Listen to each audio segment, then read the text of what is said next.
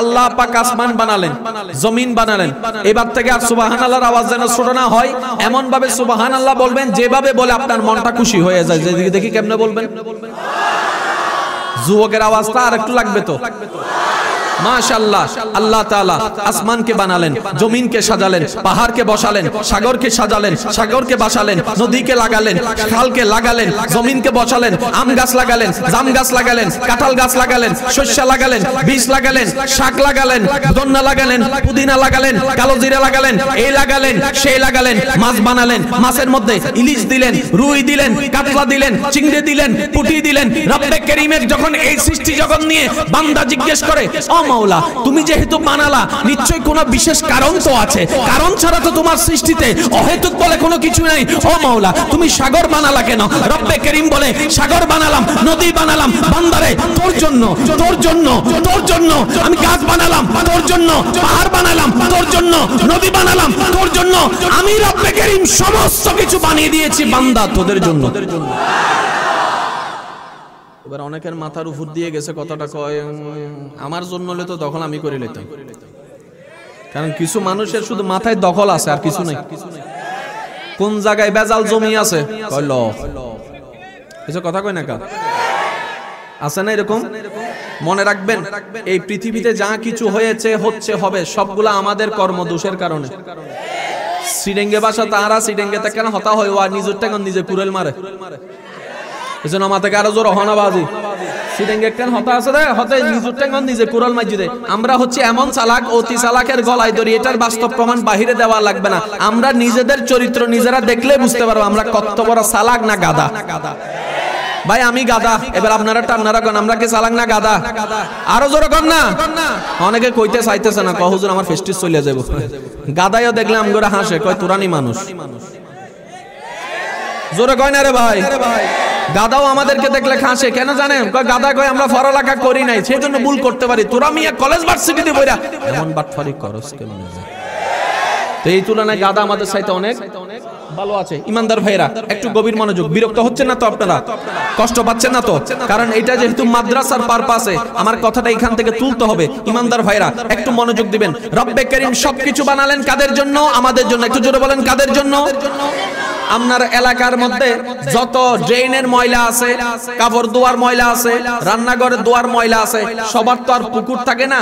আজকাল তো সবকিছু হয়ে গেছে আপনার ওই বেসিনের মধ্যে, সবকিছু হয়ে গেছে আপনার কি জানি বলে বাথরুমের মধ্যে, ওয়াশরুমের মধ্যে, হয়েছে না? এই পানিগুলা যায় কই? খালে, ড্রেনে। ড্রেন থেকে যায় কই?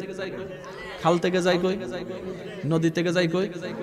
এখন যদি খালটা না থাকতো এতগুলো ময়লা কই লয়ে যেতেন?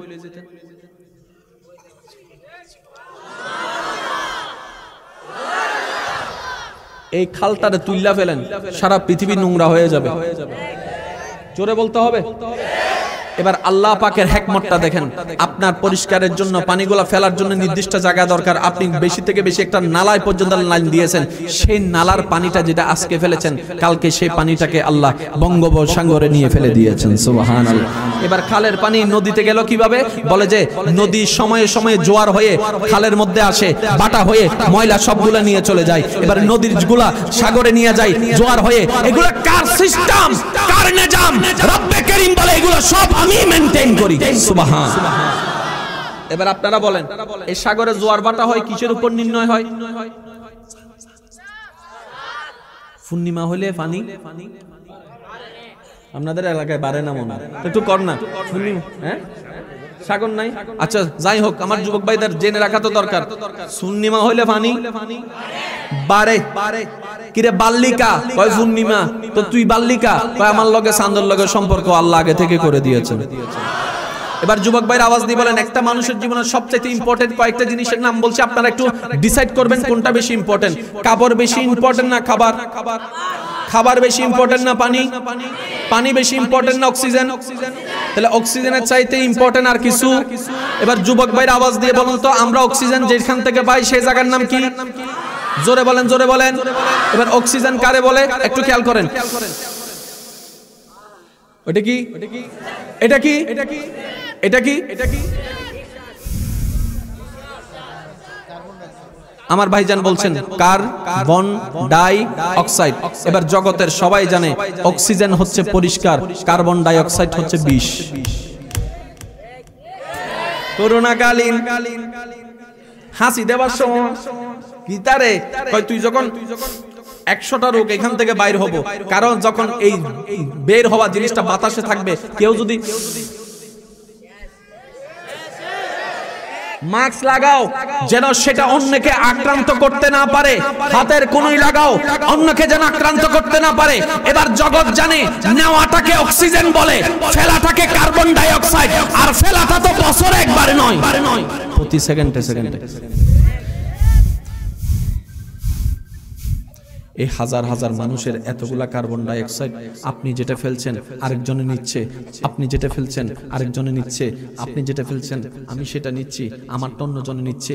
এরকম হলে তো 1 ঘন্টা থাকলে সবাই তো সুইসাইড করার কথা, মরে যাওয়ার কথা। কিরে ভাই মরে না কেন? বিজ্ঞান বলে যে শুনো, তোমরা বুঝতে পারো নাই, যখন অক্সিজেন নেওয়া আর কার্বন ডাই অক্সাইডের লেভেল এক হয় না। বান্দা যখন কার্বন ডাই অক্সাইড নাক থেকে নির্গত করে অটোমেটিক সেটা উপরের দিকে উঠতে থাকে। আর একটু জোরে বলেন। এবার আমাদেরও কার্বন ডাই অক্সাইড আছে না নাই? গরুর, ছাগলের, বাঘের, যত প্রাণী সবার। এবার এতগুলা প্রাণীর এতগুলা কার্বন ডাই অক্সাইড যদি পৃথিবীতে জমা থাকে, পৃথিবীতে শেষ। আল্লাহ কয় তোরা বানাইলে শেষ হইতো, বানানেওয়ালা আমি, মেজারমেন্ট আমি করে রাখছি, প্ল্যানিং আমি করে রাখছি, সিস্টেম আমি করে রাখছি, যত্ন আমি নিচ্ছি। বলেন সুবহানাল্লাহ। বিজ্ঞানের ছায়াতলে আমি শিক্ষিত ভাইদের একটু মনোযোগ আকর্ষণ করব। এবার বিজ্ঞান আমাদেরকে বলছে অক্সিজেন তোমরা যেটা নাও সেটা হচ্ছে গাছ থেকে। তাই এখন সরকার শুরু করেছে গাছ লাগান। আমি কিন্তু পকেটে ককটেল বোম একটা আনছি, আওয়াজ যদি ছোট হইছে আমি কিন্তু মাইরা ফালাই যাবো কইলাম। আরেকটু জোরে কোন, গাছ লাগান, গাছ লাগান। ও মশাই, গাছের পিছনে লাগছেন কা? গাছ শুধু অক্সিজেন দেয় না, গ্লোবাল ওয়ার্মিং এর বিষয়টাও গাছ নিয়ন্ত্রণ করে। সুবহানাল্লাহ। আল্লাহর ওয়াস্তে একটু যদি মনোযোগ দিতেন, আল্লাহর ওয়াস্তে। এবার আপনি আমি যেটা অক্সিজেন নিচ্ছি গাছ থেকে, এই কার্বন ডাই অক্সাইড উপরের দিকে চলে যাচ্ছে। এটা যাচ্ছে কই? বিজ্ঞানীরা বলে যেই গাছে অক্সিজেন দেয় সেই গাছেই আবার কার্বন ডাই অক্সাইড গ্রহণ করে নিয়ে পৃথিবীকে পরিষ্কার করে রাখে। সুবহানাল্লাহ। তাহলে দেওয়ার দায়িত্ব গাছের। এবার গাছকে জিজ্ঞেস করেন, ও মশাই গাছ, তোমার কাছে কি গড়ি আছে নি? ওই গড়ি কিতা কোন করে দিয়েছেন যেটা পৃথিবীর তুলনায় 13 লক্ষ গুণ বড়, ওই সূর্যটাই হচ্ছে আমি গাছের গড়ি। কিভাবে? সূর্য যখন উদয় হয় আমি গাছ বুঝতে পারি, অক্সিজেন সাপ্লাই আমি শুরু করি। আমার মনে হয় সুবহানাল্লাহর আওয়াজটা আশেকের আরেকটু বড় হবে। সূর্য যখন অস্ত যায় আমি তখন বুঝতে পারি অক্সিজেন দেওয়া বন্ধ, এবার কার্বন ডাই অক্সাইড গ্রহণ করা আমার দায়িত্ব। ও গাছ, এই দায়িত্ব তুমি কেন নিলা? বলে যে রব দিয়েছে। রব কেন দিয়েছে? গাছ বলে তোমরা প্রাণী জগৎ, আল্লাহর সৃষ্টি জগৎ ভালো থাকার জন্য, সুস্থ থাকার জন্য, নিরাপদে থাকার জন্য। এবার টোটাল বিষয়টাকে আমি এক জায়গায় করছি যে হয় সময় স্বল্পতা। এবার আল্লাহ আসমান বানালেন, জমিন বানালেন, পাহাড় বানালেন, সাগর বানালেন, নদী বানালেন। আশেকরা কি প্রস্তুত আছে না নাই? আল্লাহ তাআলা সবকিছু বানালেন। এবার আসমানকে জিজ্ঞেস করলাম, আসমান তুমি কেন? আসমান বলে যে আমি মানবের জন্য, পাহাড় মানবের জন্য, সাগর মানবের জন্য, নদী মানবের জন্য, খাল মানবের জন্য, গাছ মানবের জন্য, ঔষধি গাছ মানবের জন্য, মাছ জাতি মানবের জন্য, সবকিছু মানবের জন্য। মানব যখন বুঝতে পারে আমার রব সবকিছু আমার জন্য বানাই দিলেন, এবার সেই মানবের মনে একটা প্রশ্ন তো জেগেই উঠতে পারে, তাহলে আমি মানুষটা কার জন্য? ঈমান উত্তর দেয় সবকিছু তোর মাওলা তোর জন্য বানিয়েছেন, তুই মানুষটা শুধু তোর রবের জন্য। সবকিছু আপনার জন্য, এর আপনি কার জন্য প্রশ্ন করলে উত্তর হবে একটা। জোরে বলেন, জোরে বলেন। এবার বলেন সফলকে ব্যর্থকে এটা জানতে চান? এক কথাই উত্তর, যে উনার হয়েছে সফল। সুবহানাল্লাহ হয় নাই? দেখেন একটা কথা বলি, আমি যত সহজভাবে বলা যেতে পারে আমি আমার জায়গা থেকে সর্বোচ্চ ট্রাই করছি। আমি কিন্তু এখনো পর্যন্ত কঠিনের দিকে যাচ্ছি না, যত সর্বোচ্চ সহজ আছে। কারণ প্রত্যেকটা মাহফিল আমার কাছে একটা ক্লাস মনে হয়।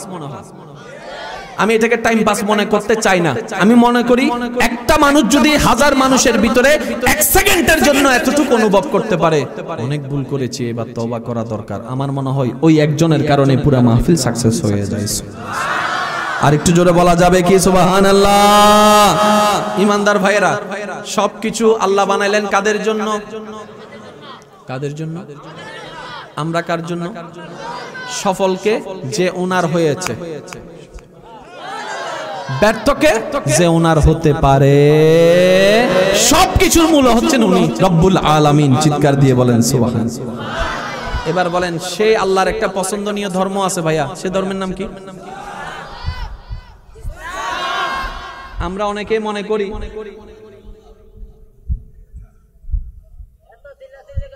আস্তে আস্তে, এই শুনেন, আমাদের ধর্মের নাম কি? আমরা অনেক ভাইয়েরা মনে করি ইসলামটা আমার নবীর থেকে শুরু হয়েছে। আসলে কিন্তু কথাটা এখানে নয়। ইসলাম একটাই, আদম নবী থেকে শুরু হয়েছে। এবার বলেন, সবচাইতে পুরাতন ধর্মের নাম কি? বলার দরকার নাই। এবার বলেন, ধর্ম কি গরুর জন্য, ছাগলের জন্য, ফাঁকির জন্য, না মানুষের জন্য? তো এই পৃথিবীতে মাটির উপরে যিনি সর্বপ্রথম মানব এসেছেন, ওই মানবের নাম কি? আদম। ওনার ধর্ম যেটাই, এটাই সবচেয়ে পুরান ধর্ম। এবার ওনারা জিজ্ঞেস করেন, আপনার ধর্ম কি? কয় লা ইলাহা ইল্লাল্লাহ। আর একটু জোরে বলেন না। তার মানে মানবের জন্য যদি ধর্ম হয়, আদমের আগে যদি মানব না থাকে, ওনার ধর্মই সবচেয়ে পুরাতন ধর্ম। তার মানে সবচেয়ে পৃথিবীর প্রাচীনতম ধর্মের নাম ইসলাম। ইসলাম, ইসলাম, ইসলাম। মনে রাখবেন এই জিনিসটা, ধর্ম কিন্তু 10টা নয়, একটাই। ছিল, আছে, থাকবে। তো এক এক সময় যুগ উপযোগী আল্লাহ তাআলা শরীয়তকে ভিন্নতা প্রকাশ করেছে। মূল কিন্তু ছিল কয়টা? জোরে বলেন না, কয়টা? এখনো আছে কয়টা? থাকবে কয়টা? একটা। ধর্মের নাম কি? এবার বলেন, ইসলাম শব্দটার নামটা কে রাখছে? জোরে বলেন না, আরো জোরে। আল্লাহ যেহেতু নামটা রেখেছেন, এমনি তো আর রাখে নাই। যেহেতু নাম রাখনে ওয়ালা আল্লাহ। শুধু আমি আপনাদের উলামায়ে কেরামের দোয়া নিয়ে একটুতে যাচ্ছি। ইসলাম লিখতে 5টি হরফ, আলিফ, সিন, লাম, আলিফ, মিম।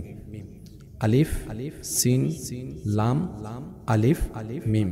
5টি হরফের সমন্বয় হলো একটি শব্দ ভেসে উঠল বিশ্ববাসী যে শব্দকে ইসলাম নামে চিনতে পেরেছে।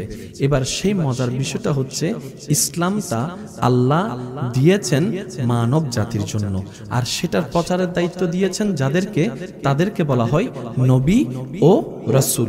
এবার সেই নবী জগতে যিনি সর্বপ্রথম আল্লাহর হুকুমে ধরাতে এসেছেন, সেই নবীর নাম সবরই জানা, নাম হচ্ছে আদম। এবার খেয়াল করেন, আলিফ, দাল, মিম, আদম। আলিফ, দাল, মিম। ওই নবীর নাম শুরু হয় আলিফ দিয়ে, ইসলামের অক্ষরও শুরু হয় আলিফ দিয়ে। এবার সেই ইসলাম শব্দের শেষের হরফটা খেয়াল করেন, আলিফ, সিন, লাম, আলিফ, মিম। আমাদের নবীর নাম মোবারক খেয়াল করলে দেখবেন নবীর নাম শুরু হয় মিম দিয়ে। আলিফ দিয়ে শুরু, মিম দিয়ে শেষ। ইসলাম আদম দিয়ে শুরু, মুহাম্মদ আমাদের নবী দিয়ে শেষ। সুবহানাল্লাহ। আর একটু জোরে।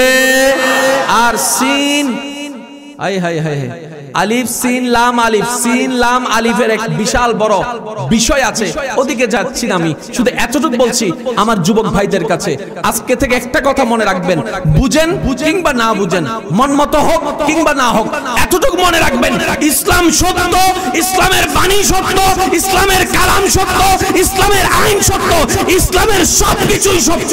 আর প্রত্যেকটা কিছুই মানব জাতির জন্য, সৃষ্টি জগতের জন্য উপকার আর উপকার।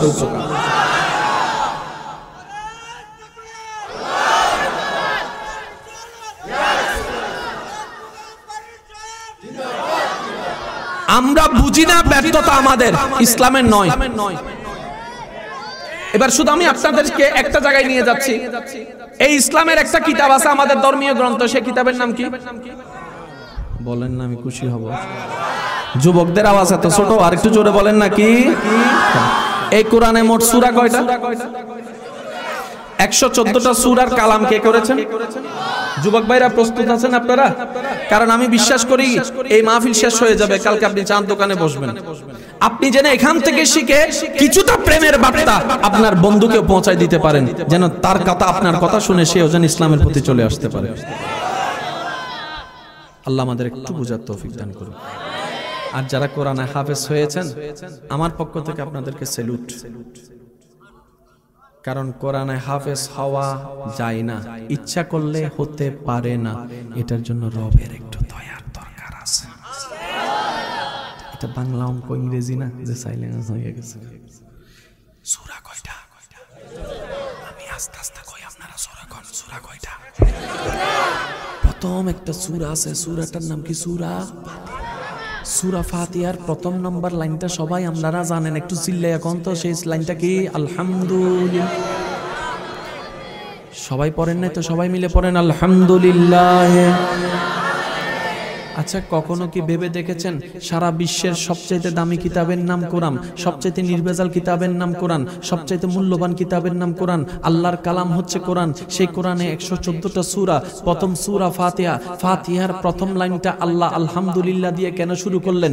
ভাবার মতো টাইম আমাদের কাছে নাই। আমাদের জীবন চলে যায় ঝগড়া করতে করতে, অন্যের দোষ খুঁজতে খুঁজতে, অন্যকে নামাইতে নামাইতে। কারণ আমরা বিশ্বাস করি অন্যকে নামাইয়ে আমি হয়তো উপরে উঠে যাব, অন্যের বদনাম করে আমি হয়তো সুনামি হয়ে যাব। আমরা বোকারা, বুঝতে পারি না আরে সুনাম সেখানে থাকে না যেখানে অন্যের বদনাম থাকে। আমি শ্রদ্ধার সাথে বলি, কারণ সুনাম দেনেওয়ালা আল্লাহ, বদনামকারীকে আল্লাহ কখনো সুনামিত করে না। যদি সুনাম অর্জন করতে চান, ছোট্ট একটা কথা বলি, অদম অযোগ্য হিসাবে অন্যের প্রশংসা করতে থাকুন, রব আপনার প্রশংসার ব্যবস্থা করে দিবে। অন্যকে তুলতে থাকুন, রব আপনাকে তোলার ব্যবস্থা করে দিবে। নামাইলে নামতে হয়। এবার দেখেন আমি নামাইতেছি।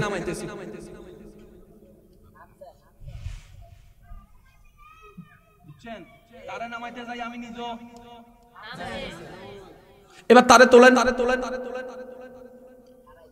আপনি উঠে গেছেন। আর একটু জোরে। নামাইলে নামবেন, তুললে উঠবেন, এটাই রবের ফরমান।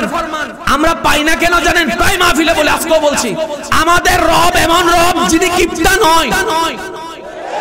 আমাদের রব এমন রব যিনি জ্ঞানী, কোন সম্পদের অভাব নাই। তা পাই না কেন? আমরা সাওয়ার মতো চাইতেও জানি না, ডাকার মতো ডাকতেও জানি না। ব্যর্থতা আমাদের, রবের নয়। এবার আসুন সূরা ফাতিহার প্রথম নাম্বার লাইনটা একটু সবাই, কারো জবান যেন চুপ করে না থাকে। বিসমিল্লাহির রহমানির রহিম। আলহামদুলিল্লাহ। আরেকটু আলহামদুলিল্লাহ। আয়াত কয়টা? একটা। বিরক্ত হচ্ছে না তো? এবার দেখেন মজার বিষয়, আয়াত একটা, শব্দ কয়টা দেখেন? আলহামদুলিল্লাহ রাব্বিল আলামিন। অঙ্কটা একটু বোঝার চেষ্টা করবেন, যেহেতু বাণীটা আল্লাহর। সুবহানাল্লাহ। সামান্য কোন কলেজ ভার্সিটির প্রফেসরে 2 মিনিট বক্তব্য দিলে আমরা হা করে তাকাই থাকি, ওরে বাপ রে বাপ, যে জ্ঞান। আর এখানে কথা চলতেছে ওই রবের যিনি ওই প্রফেসরকে জ্ঞানের মালিক বানিয়েছেন, ওই রবের কালামের কথা চলতেছে। আলহামদু, আলিফ লাম, আলহামদু লিল্লাহি রাব্বিল আলামিন। আলহামদু লিল্লাহি রাব্বিল আলামিন। সবার জানা, শুধু একটু প্রেমের দিকে নিয়ে যাওয়ার চেষ্টা করছি। প্রথম শব্দ আলহামদু, অর্থ হচ্ছে সমস্ত প্রশংসা, সমস্ত প্রশংসা। এবার শব্দটা যখন সবাই শুনলো, সমস্ত প্রশংসা কার জন্য? অটোমেটিক প্রশ্ন তো চলে আসে, কার জন্য? এবার আপনি আমি বলার আগে আল্লাহই নিজে বলছেন লিল্লাহি, আল্লাহর জন্য। এবার প্রশ্নকারী প্রশ্ন করে আল্লাহটাকে। আমারে যারা চিনেন তো চিনেন, যদি না চিনেন, যদি কোন মোকাররম বাড়ি, আপনি কি কইবেন? মোকাররম বাড়ি কে? কথা আছে না? কারণ কথার ফাঁকিতে কথা আসে। এবার প্রশংসা কার? আল্লাহর। এবার প্রশ্নকারী প্রশ্ন করে আল্লাহটাকে, আল্লাহ নিজেই উত্তর দিচ্ছেন রব্বিল আলামিন। আর একটু জোরে বলবেন। এবার মজার বিষয় এই জায়গার নাম কি? ব্রাহ্মণবাড়িয়া না কসবা? ব্রাহ্মণবাড়িয়া ডিস্ট্রিক্ট, কসবা। আচ্ছা, কসবার ভিতরে চিটাং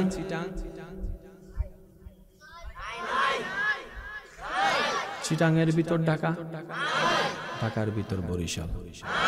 নাই তো আপনি জোরে বলেন না, ঢাকার ভিতর বরিশাল, বরিশালের ভিতর সিলেট, বাংলাদেশের ভিতর সিলেট, বাংলাদেশের ভিতর ঢাকা, বাংলাদেশের ভিতরে চিটাং, বাংলাদেশের ভিতর কলকাতা, ইন্ডিয়ার ভিতর কলকাতা, ইন্ডিয়ার ভিতর মুম্বাই, ইন্ডিয়ার ভিতরে দিল্লি, ইন্ডিয়ার ভিতরে সিডনি, অস্ট্রেলিয়ার ভিতরে সিডনি, আমেরিকার ভিতরে অস্ট্রেলিয়া, আমেরিকার ভিতরে কানাডা, পৃথিবীর ভিতরে কানাডা, পৃথিবীর ভিতরে চিটাং, পৃথিবীর ভিতরে ঢাকা, পৃথিবীর ভিতরে সিলেট, পৃথিবীর ভিতরে অস্ট্রেলিয়া, পৃথিবীর ভিতরে নিউজিল্যান্ড, সুইজারল্যান্ড, ইংল্যান্ড, ফিনল্যান্ড, মঙ্গল গ্রহ। বাস এতটুক বুঝে আসছে, এতটুক বুঝে আসছে, যেটা বলেন এতটুক বুঝে আসছে। চিটাঙের ভিতর ঢাকা, কিন্তু বাংলাদেশ বললে সব আছে, কিন্তু কলকাতা, কিন্তু পৃথিবী বললে কলকাতা দেশ প্রদেশ মহাদেশ সব আছে। মঙ্গল গ্রহ, মঙ্গল গ্রহ। এবার মজার কোরআনের কারিশমা কোন জায়গায় একটু দেখেন। আলহামদু, সমস্ত প্রশংসা কার জন্য? লিল্লাহে, আল্লাহর জন্য। প্রশ্নকারী প্রশ্ন করে আল্লাহটাকে। আল্লাহ নিজেই বলছেন রব্বিল আলামিন, তিনি আলামিনের রব। পৃথিবীর রব নয়, মঙ্গল গ্রহের রব নয়, চাঁদের রব নয়, বুধের রব নয়, নেপসনের রব নয়, প্লুটোর রব নয়, গ্যালাক্সির রব নয়, ইউনিভার্সের রব নয়, ফেরেশতার রব নয়, শুধু আল্লাহ বলছেন আলামিনের রব। এবার প্রশ্নকারী প্রশ্ন করে আলামিনটাকে, আলামিনটাকে এতটুক বলি, আলামিনটা এমন একটা শব্দ যেটার ভিতরে আমি বলতে থাকবো, আপনারা শুধু সুবহানাল্লাহর আওয়াজ দিয়ে নিজের জবানকে পবিত্র করতে থাকবেন। ইশারায় ইশারায় বলতে হবে সুবহানাল্লাহ। দেখি বলেন তো কিভাবে, কিভাবে আরে জোরে।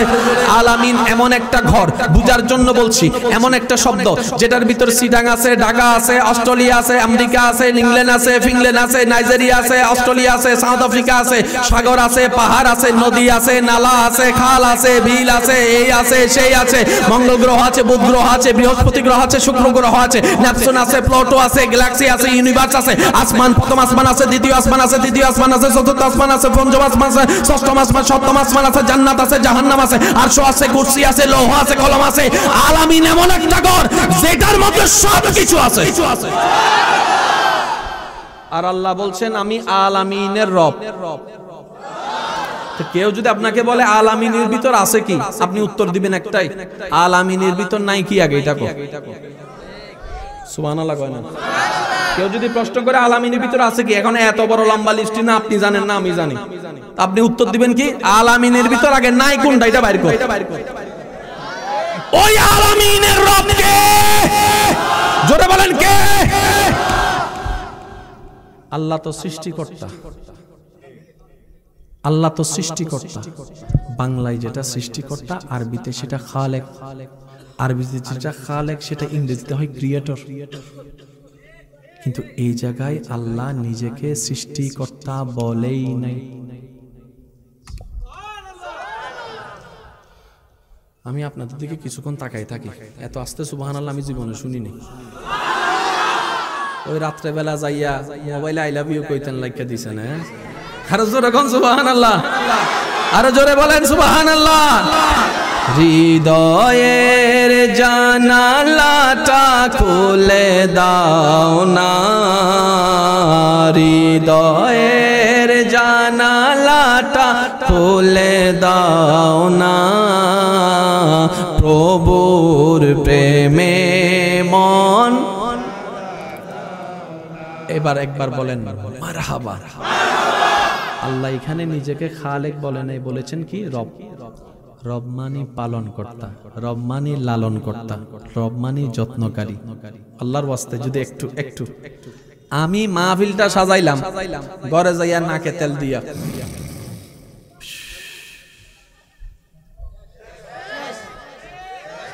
জোরে কয় না রে ভাই, আমি সাজাইলাম, সাজাই ঘরে যাইয়া ঘুমাই গেছি, কাম হইব? আপনারা বসে রয়েছেন, মাহফিল কমিটি কিন্তু আর না বসে আছে যারা, তারা মোবাইল হইলো কর, এটা কর, এটা কর, এটা কর।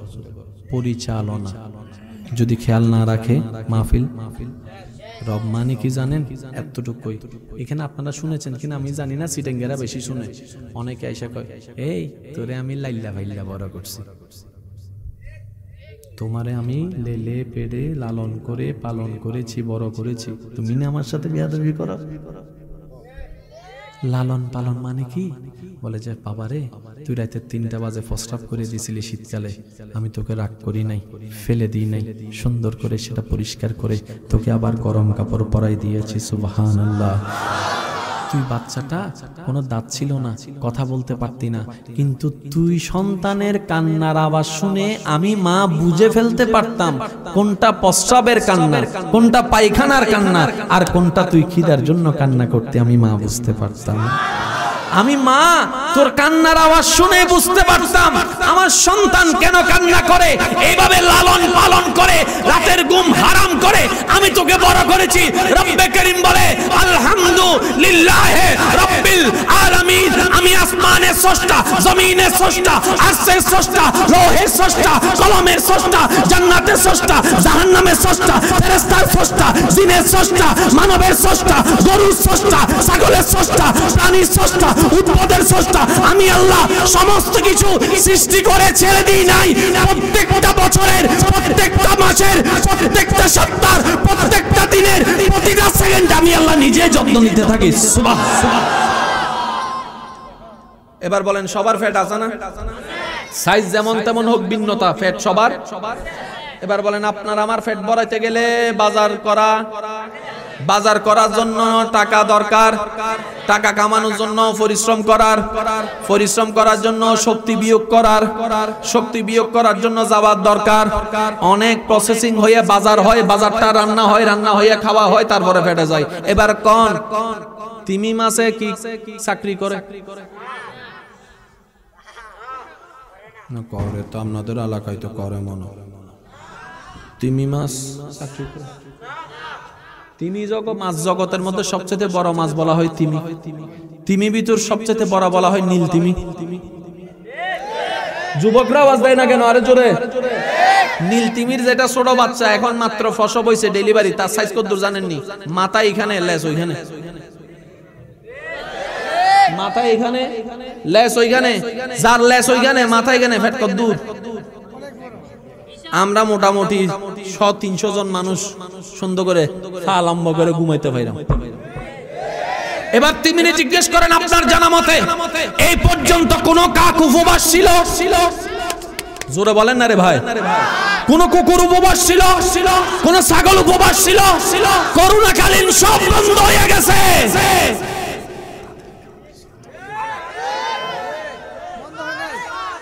অতিমি তোর ফ্যাট যে দূর, ডেলি কয় টন লাগে রে খাওয়ার?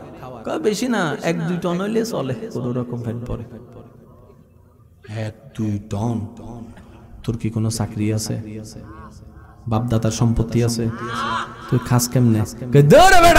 তাওয়াক্কুল ওই রবের উপর করেছি যে রব চাইলে কুন ফায়াকুন সবকিছু হয়ে যায়। এই কথাটা বলার কেন? এখান থেকে আমাদের যে শিক্ষাটা আমরা মিসিং করেছি ওই জায়গায় আসার জন্য। যদি আল্লাহ তাআলা তিমির মতো পেটকে ডেইলি খাওয়াইতে পারে, আপনার আমার 3.5 হাতের আধা ইঞ্চি পেটে খাওয়াইতে পারবে না কেন? কি বলেন, পারবে না? আল্লাহ যদি পারে, আমাদের 2 নম্বরই করার দরকার কি? আরো জোরে কয় না গা। আমি কেমনে বুঝাইতাম? আসলে আমি অনেকে রাগ করতেছেন আমি বুঝতেছি, কিন্তু আমার একটা কথা কি জানেন, বাঁচবো আর কয়দিন, কালকে তো আল্লাহর সামনে যেতেই হবে। যাচ্ছি তো কি নিয়ে যাচ্ছি এটাও তো একটু দেখার দরকার আছে। আমার মুরব্বী যারা আছেন ওনারা আমার চাইতে আরো ভালো জানবেন। ওনাদের যদি জিজ্ঞেস করেন যে দাদা আপনার ভাই কয়জন, কেউ বলবে 4 জন, কেউ বলবে 5 জন, কেউ বলবে 6 জন, এমনও আছে 11 জন, 12 জন, 15 জনও আছে। এবার ওনার মারা জিজ্ঞেস করেন আম্মা, ও দাদি, ও নানি, ছেলে মেয়ে কয়জন? কয় আমার 15টা আছে। মাশাআল্লাহ কইতান। আপনার বাড়ি কো? ওই শিকারপুরের এখানে। কোন সালে বিয়ে হইছে? কয় আমার বিয়ে হইছে 1954 সালে। তো 54 সালে রোড ছিল? লাইট ছিল, মেডিকেল ছিল, জোরে জোরে অ্যাম্বুলেন্স ছিল। এতগুলা সন্তান যে জন্ম দিছেন, তারপরেও তো বুড়ি মরার আগে দেখি লাঠি ছাড়া হাঁটতেছেন, ব্যাপারটা কিতা? আর আমগো একটা ডেলিভারি হইলে কাইতইয়া ফইরা থাকে, ব্যাপারটা কিতা? আমনিও মা, উনিও মা, তো বেশি থেকে বেশি আমার এলাকার ভাইয়েরা এতটুক বলতে পারবেন ওনাদের খাবারটা এক লেভেলের ছিল, ওনাদের খাবারটা আরেক লেভেলের ছিল। ওনারা ফরমালিন ছাড়া খেয়েছে, উনি ফরমালিন ওয়ালা খাচ্ছে। আমি বলি যে ভাই এতটুক নয়, এখানে বিশেষ একটা কারণ আছে। সেটা হচ্ছে আগের যুগে আমরা সবাই জানি পুরো 2 গ্রাম মিলে একটা দাইমা ছিল, পুরো 2 গ্রাম মিলে একটা দাইমা। রাতে 3টা বাজে ব্যথা উঠলে কোন গাড়ি থাকতো না, ব্যান গাড়ি একটা লইয়া, হারিকেন একটা লইয়া ওনারা ঢাকায় আনা লাগে, যাওয়া লাগে, আসা লাগে, লম্বা সময়। এখনো পর্যন্ত শুনি নাই আগের যুগে ডেলিভারি হতে গিয়ে কোনো মা মারা গেছে। নিশ্চয়ই ভিতরে একটা হিকমত। আর সেই হিকমতটা কি জানেন? বেশি কিছু না, শুধু এক জায়গায়। এখন কোরআনের আয়াত ফিট করলে আপনারা বুঝতে পারবেন। যখন আগের যুগের আমার দাদি নানিরা কষ্ট পেত, মুরব্বীরা এসে মাথায় হাত বলে দিতে বলতো, মা টেনশন করিস না, আল্লাহ আছে, আল্লাহ আছে, আল্লাহ আছে। ঠিক একই সময় এসে আমরা বলতেছি, you don't worry, ambulance here. Many doctor আছে, টাকার কোনো অভাব নাই, ডাক্তারের কোনো অভাব নাই। এবার অনেকে এই কথা শুনে বলবে হুজুররা ডাক্তারের বিপক্ষে বলে। আমি বলি না, পুরো কথাটা তাকে শুনে। আমরাও করি না ডাক্তারের বিপক্ষে, রবও করে না, নবীও করে না, ইসলামও করে না। তবে আমরা আমাদের ভাইদের কাছে এতটুকু পৌঁছাতে চাই আল্লাহর বাণীটা। আল্লাহ পাক বলে ডাক্তার আছে, ব্যবস্থা তো আমি করেছি, অ্যাম্বুলেন্স আছে, ব্যবস্থা তো আমি করেছি, টাকা আছে, আমি এনে করেছি। আমি তো আল্লাহ তোদেরকে এগুলোতে যাইতে নিষেধ করি নাই। শুধু বান্দারে সব পাই আমারে ভুলে গেলি, আমারে ভুলে গেলি, আমারে ভুলে গেলি, আমারে ভুলে গেলি, আমারে ভুলে গেলি। এই কঠিন মুহূর্তে তোর ডাক্তারের নামটা মনে আছে, অ্যাম্বুলেন্সের নামটা মনে আছে, ফ্লাইটের নামটা মনে আছে, আমি রবের নামটা একবারও তুই নিলি না। যা তুই এখন আমার জিম্মাদারি থেকে ছেড়ে দি। আল্লাহ তুমি কি চাও? রব বলে যে তোর কিচ্ছু করা লাগবে না, সব বল, তুই শুধু একটা কথা বল, আল্লাহর রহমতের সব ব্যবস্থা আছে, বাকিটা আমি আল্লাহই সামাল দিয়ে দেব।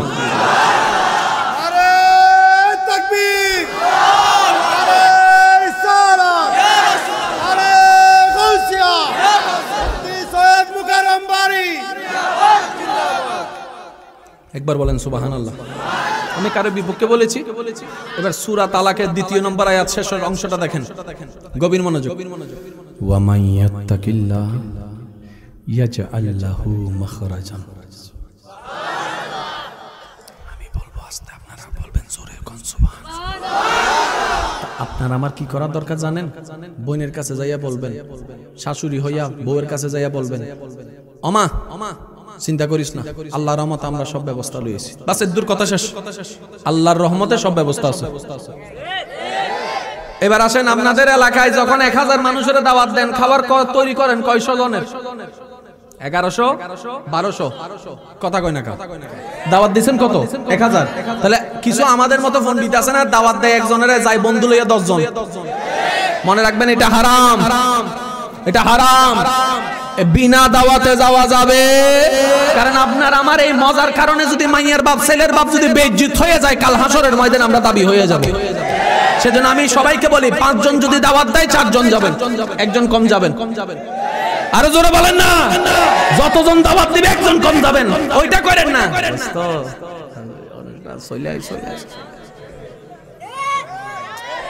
এটা কি আল্লাহ পছন্দ করবে? আল্লাহ এটা কখনো পছন্দ করে? মনে রাখবেন, আল্লাহ নিজের হক মাফ করে, বান্দার হক কখনো মাফ করে। আচ্ছা বলেন, 1000 জন মানুষের খাবার তৈরি করছেন, আপনারা 1200 জনের খাবার রান্না করছেন, এরপরও যদি খাবার শর্ট পড়ে, পরে কি পড়ে না? আবার অনেক সময় 1000 জনের খাবার তৈরি করছেন, 1200 জন না 1500 জন মানুষ আইসা খাইসা খাওয়া যাওয়ার পরও কিছু খানা বাকি থেকে গেছে, তখন আপনারা কিতাব কোন বরকত হইছে। শব্দটা একটু সবাই বলেন তো, কি হইছে? আচ্ছা, বরকত হওয়া মানে কি?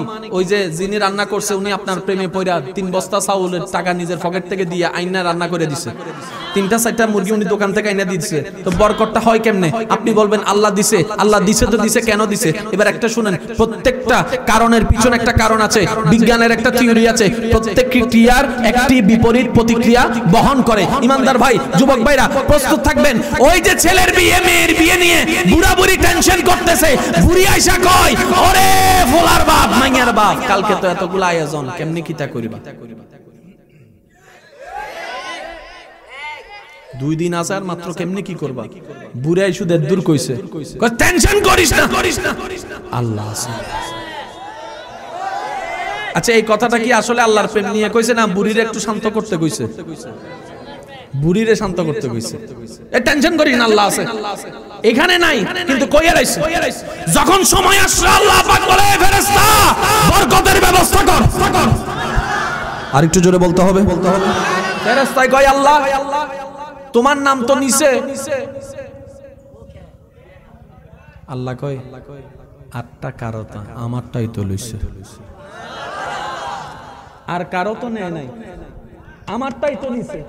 তো ওয়ামাইয়াত্তাকিল্লাহ ইয়াজআল লাহু মাখরাজান, আমি তো ওয়াদা দিয়েছি বান্দা যখন আমার নাম নিয়ে আগাবে, আমি আল্লাহ বের হওয়ার রাস্তা নিজেই করে দেব। সুবহানাল্লাহ। এবার পরের আয়াতটা দেখেন, সূরা তালাকের 3 নম্বর আয়াতের প্রথম অংশ, ওয়ায়ারযুকুহু, যারা ঋণ টিন করেন, আপনারা একটু শুনেন। ওয়ায়ারযুকুহু মিন হাইসু লা ইয়াহতাসিব, বান্দারে যদি তাওয়াক্কুলটা আমার উপর করার মতো করতে পারোস, এমন এমন জায়গা থেকে তুলে দিমু, তুই শুধু পাবি আর তাকায় থাকবি, কেমনে আইলো, কেমনে ফাইলাম, তুই কল্পনাও করতে পারবি না। আমি আল্লাহ এমন জায়গা থেকে তোর রিজিকের ব্যবস্থা করব। এবার যার রিজিকের দায়িত্ব আল্লাহ নাই, তার সুদ খাওয়ার দরকার কি? গোশ খাওয়ার দরকার কি? জায়গা জমিন দখল করার দরকার কি? কারণ আমি করলে দেখা যায় দুনিয়াতেও শান্তি পাইলাম না, কবরেও শান্তি পাইলাম না, এমন কাজ করার তো দরকার। আমি যে লোভের কারণে করি, এগুলো শয়তান আমাদের ফন্দি দিয়েছে। আমি শুধু এতটুকু বলি, আপনি যদি চান আপনি দুনিয়াও শান্তি বানাইতে পারবেন, পরকালও শান্তি বানাইতে পারবেন। শুধু বিপদ আপদে শুধু এতটুকু বলবেন, আল্লাহ তোমার উপর ছাইড়া দিলাম, এবার তুমি রাখলে রাখো, মারলে মারো, বাস এতটুকু বলেন। এখান থেকে আপনার রব যে আপনাকে কেমন ভাবে বাঁচাবে।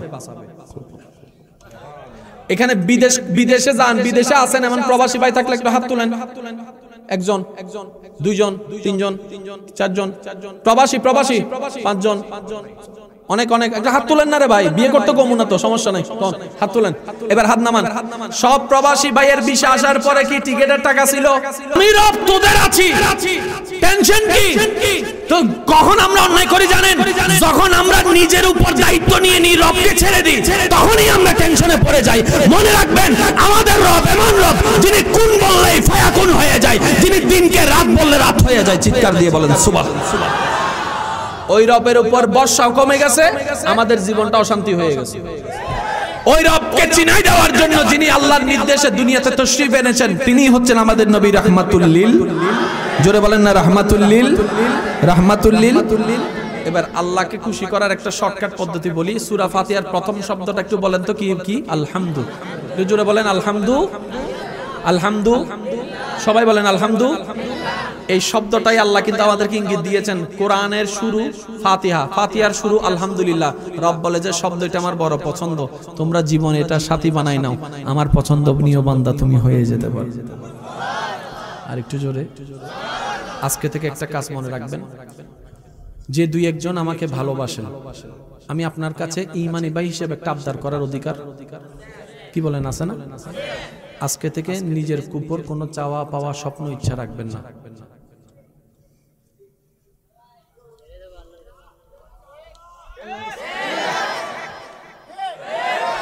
কারণ আমরা যখন ভালো মনে করে অনেক কাজ করি, এক সময় দেখা যায় সেই ভালোটাই আমাদের গলার কাটা হইয়া যায়।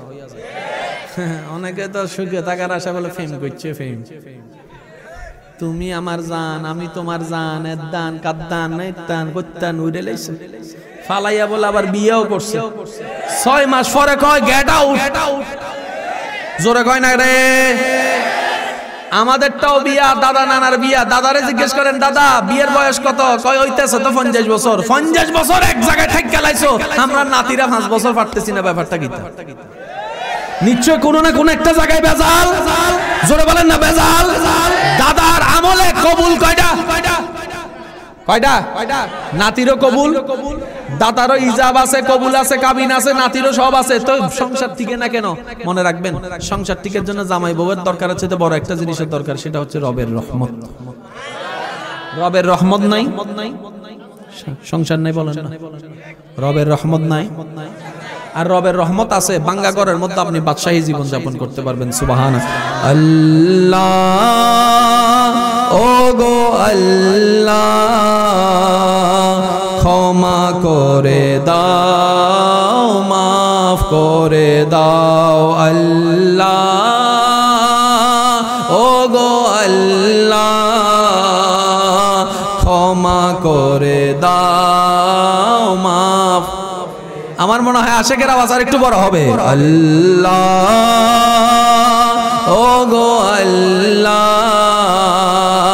ক্ষমা করে দাও, মাফ করে দাও। জীবন মোদের যতদিন থাকিবে, সুপথে চালাও, মাফ করে দাও। আল্লাহ ও গো আল্লাহ, ক্ষমা করে দাও। এই বাসের এই ফারে যারা আছেন সবাই চুপ থাকবেন।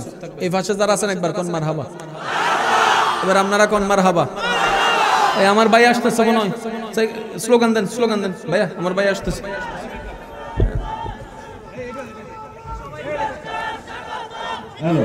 নারে তাকবীর, নারে রিসালাত, নারে রিসালাত। হযরত মাওলানা জয়নুদ্দিন আল কাদরি সাহেব শিকারপুরের পক্ষ থেকে, শিকারপুরের পক্ষ থেকে। বসবে কোথায়? এই বসার জায়গা, বসার জায়গা এদিকে বস।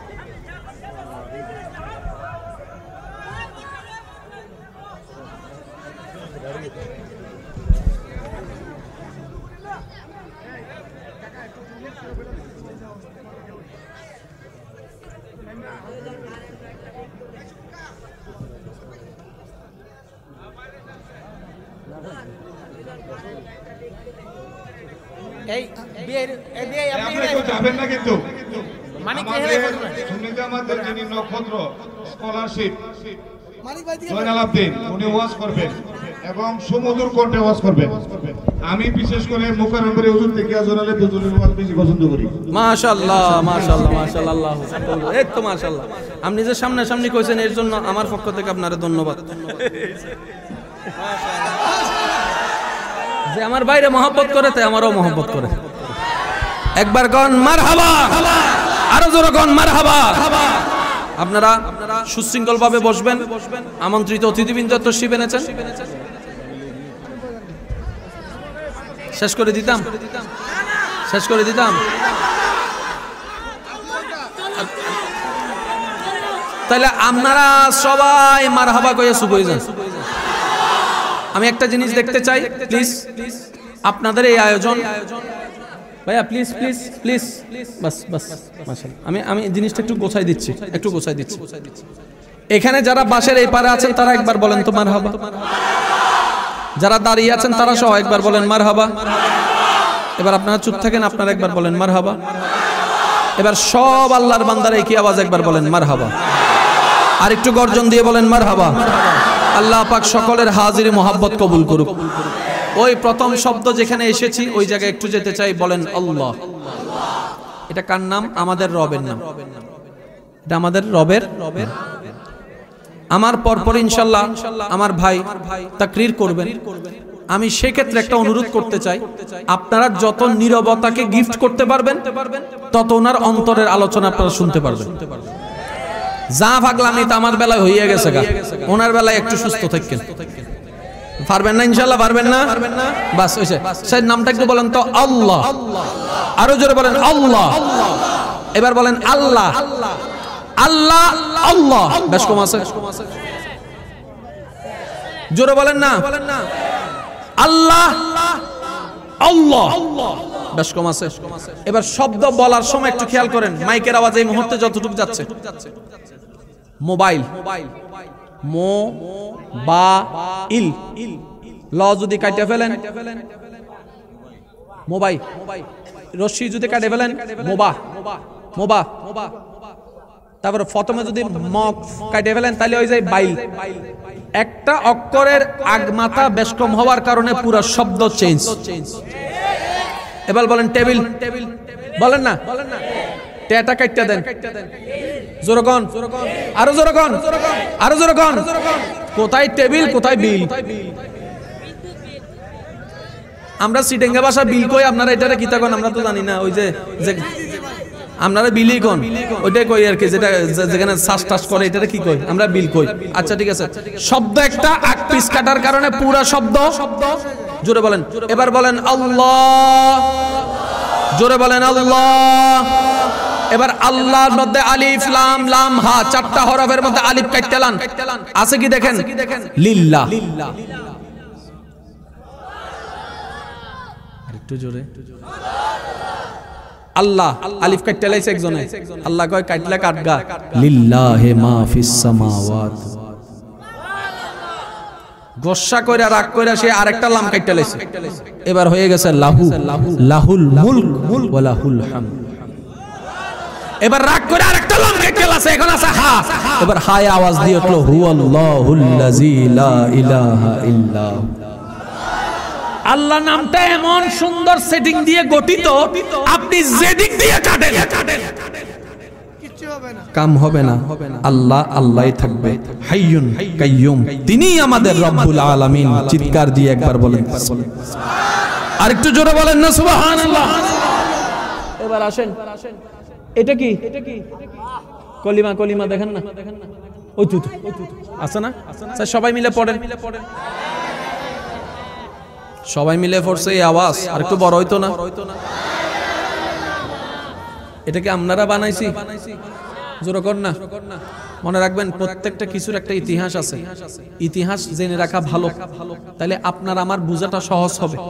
এবার আমি শুধু, আমার ভাইও বিরক্ত হচ্ছে আমি বুঝতেছি, কারণ আমার কাছে সুরও নাই, কণ্ঠও নাই, নাই নাই কিচ্ছু নাই, ফাড়া একটা বাস আছে গলা। এবার বলেন ওই একটু দেখেন, আমি আপনারা ওদিকে তাকায় থাকেন, আমার ভাইজানের মাথার উপরে এই আঙ্গুল দিছে কেন, একটু প্রথমে নিয়ে যান, প্রথমে নিয়ে যান লা, এরপরে দেন ইলাহা, এবার দেখেন ইল্লাহ, আল্লাহ, মুহাম্মদ, রাসূল, আল্লাহ। বাস এবার আমি বলি এই কালিমাটা দেখছেন, কালিমা কয়টা? জোরে বলেন না, কালিমা কয়টা? কালিমা একটা সত্য, কিন্তু এখানে পার্ট দুইটা। লা ইলাহা ইল্লাল্লাহ, ও জিকির করেন আপনারা, লা ইলাহা ইল্লাল্লাহ এক পার্ট, এটা এক পার্ট। মুহাম্মদ রাসূলুল্লাহ আরেক পার্ট। প্রথম পার্ট বলা হয় তাওহীদ, পরের পার্ট বলা হয় রিসালাত। বাংলা ভাষায় বুঝলে এতটুকু বুঝে রাখেন, যেখানেই রবের প্রশংসা সেটাই তাওহীদ, যেখানেই নবীর প্রশংসা সেটাই রিসালাত। আর একটু জোরে বলেন না। এবার আল্লাহ কি করলেন? তাওহীদকে রেখেছেন, রিসালাতকে রেখেছেন, মহব্বত হয়েছে, কালিমা হয়েছে, বেঈমান ইমানদার হয়ে গেছে কালিমা পড়ার কারণে। এবার মজার বিষয়টা একটু খেয়াল করেন, আমি আপনারা বিরক্ত হচ্ছেন ভাইয়া, লা ইলাহা একটু বলেন তো, লা ইলাহা ইল্লাল্লাহ, লা, আরেকটু জোরে জোরে। এবার আমি পড়তেছি, আপনারা একটু দেখেন, লা ইলাহা ইল্লাল্লাহ, কয়টা শব্দ, কয়টা? লা ইলাহা ইল্লাল্লাহ, সাইর, মুহাম্মদ রাসূল আল্লাহ, সাইরে তিনে, জোরে বলেন, আরো জোরে, আরো জোরে। সাত শব্দটা একটু মাথায় রাখেন, সাইরে তিনে সাত। এবার দেখেন আমি পড়তেছি, দেখেন, লা ইলাহা ইল্লাল্লাহ, আল্লাহ, মুহাম্মদ, মুহাম্মদ, মুহাম্মদ রাসূল আল্লাহ।